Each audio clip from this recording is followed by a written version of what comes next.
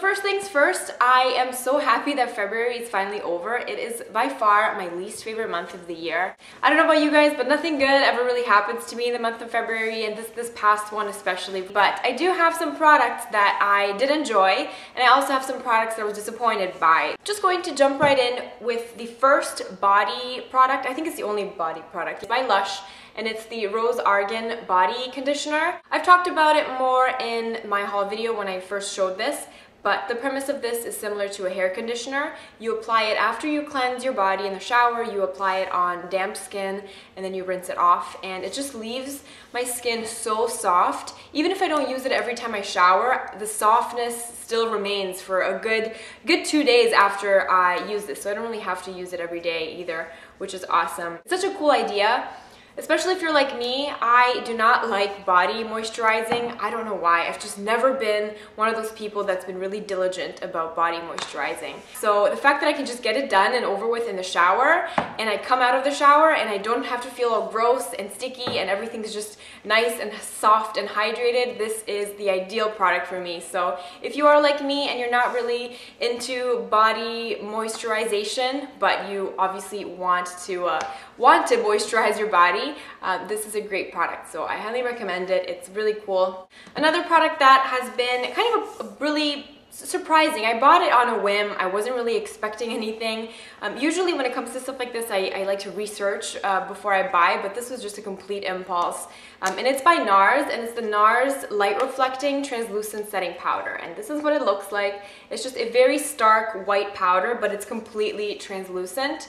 As you can see, you can see a little bit of a sheen when I swatch it heavily with my finger, but when you apply it on the skin with a brush, there's no white cast or anything whatsoever. It's a super finely milled powder with some light reflecting particles in it, and it sets the makeup really nicely. It diffuses the look of pores, looks nice in pictures, looks good in daytime. It doesn't have a very powdery look.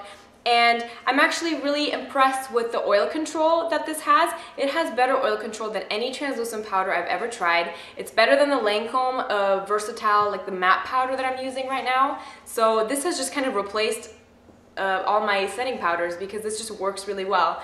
I still love the Lancome, and that's nice for adding a little bit of coverage, and it's perfect for touching up. A lot of people are going on and on about the Hourglass ambient powders. I know those are come in different lighting effects and stuff, and I guess this is a similar concept, but this just has one universal light reflecting shade. But like I said, it doesn't really make you look shinier or glowier by any means, but it just kind of diffuses the look of pores and has awesome oil control. So if you have oily combination skin like I do, you can rejoice because this is pretty cool. When it comes to lip products, even though I'm wearing something super bright and bold, actually throughout the month I've stuck to these 3 products pretty much constantly. And they're all quite neutral. The first is the color Incognito by Dior. This is a Dior Addict Extreme lipstick. This is the packaging of it.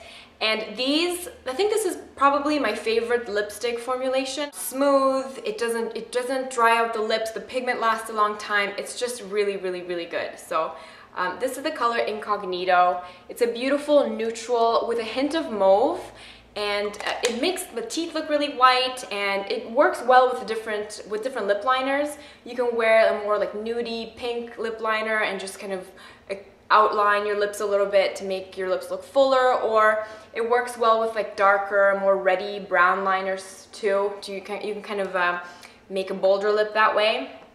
And another lipstick by Dior that I've enjoyed is an Addict lipstick, which is very glossy, and the color is number 222 Beige Casual. This color is beautiful. I have a blog post on it, and you can see it in more detail if you're interested, but this is the color here. It's a lot glossier than the other one. Slightly more of a peachy nude.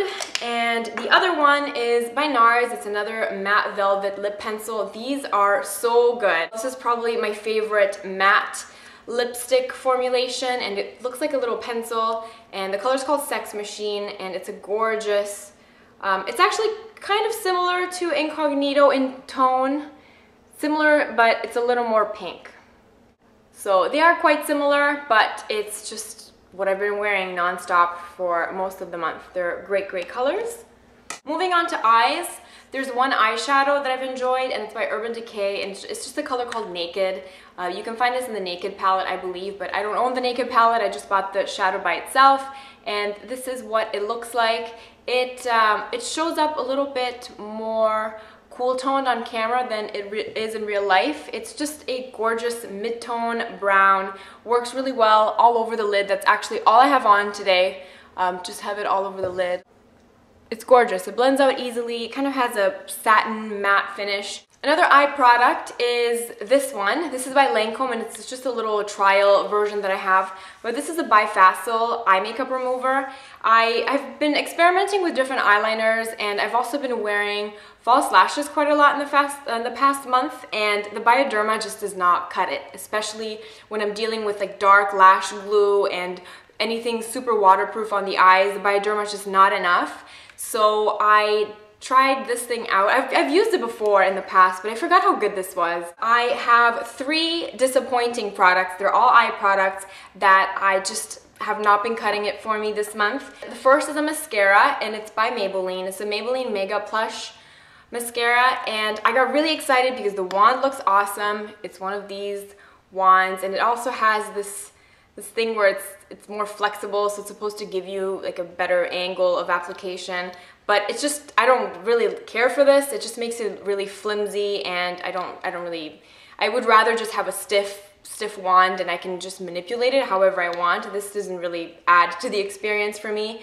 It gives really nice voluminous lashes when you first apply it, but it does not hold a curl for the life of me, and transferred after about an hour or 2, which is just unacceptable. So this is just a miss for me. Another product that had major transfer issues on me, no matter how I tried to wear it, even if I set it with powder, it just did not work.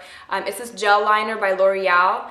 The commercial makes it look so nice, and the liner itself is a great consistency. It's a very dark, glossy black, pigmented and nice when you put it on. The brush it comes with is great, but this has awful staying power on me anyway. Like, I do have oily eyelids, but even if I use a primer, and I've just tried it in numerous ways, and I've used way better gel liners. So this was a miss for me as well.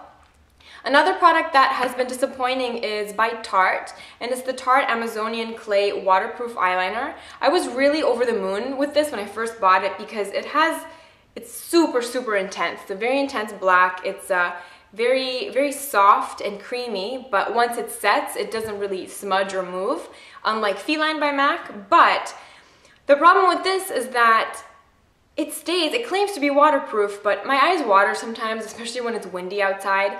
So when my eyes would water, it would completely smudge the eyeliner in that part, but the smudge, then I couldn't correct it because it would smudge, but the smudge itself would be waterproof. I don't know if that makes any sense, but and it would just be so hard to remove. It would be smudgy looking, but not nice smudgy, and you couldn't really manipulate it, and it's just no, and that's why I had to bust this out, because Bioderma didn't even do anything to remove this. But so yeah, this is kind of just like a weird, kind of pain in the ass eyeliner, and I don't think I would purchase it again. I'm going to use it up because like I said, the color is very nice, but it just smudges really weird. I'm gonna stick to Feline by MAC, because that's just, at least with Feline, I know what I get with it. I know how to manipulate it. Even if it kind of starts to smudge, I can always touch up the smudge and make it look better throughout the night.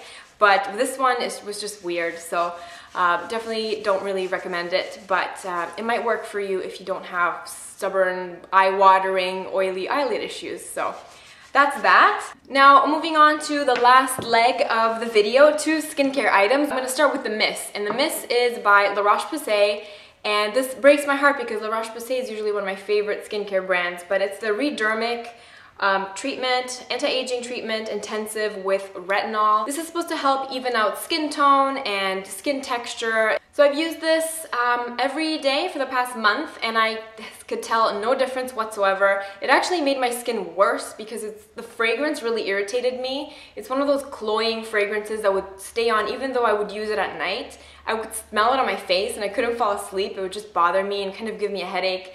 And when I'd wake up in the morning, my skin would just feel all greasy and weird. So I don't know, maybe it just didn't work well for me, but I just really disappointed in this. And it was $50, so not very cheap. But I definitely think that there are better things on the market if you are looking for something to even out your skin tone and texture. Which brings me to my next product, which was a hit, and I do have a blog post on this, and I'll link to it below if you're interested, because I'm not going to go into too much detail about it, but it's by the brand Lierac, and it's called the High Peel. And it is a solution with glycolic and salicylic acid in it. It's a nighttime treatment, and it works so well, especially if you have acne scars, hyperpigmentation. I don't recommend it if you've never dabbled in acids before, because it might be a little bit too irritating for you. They do have a product that's less concentrated that I talk about in my blog post that might be better for you to start with something like that. Better than Alpha H, Liquid Gold, any of that stuff. I highly recommend it. So that is about it for me. I am going to quickly end this video before the sun's gonna go down and make me look like a weird Oompa Loompa. So I hope you're all having a great day, and I'll see you next time. Bye!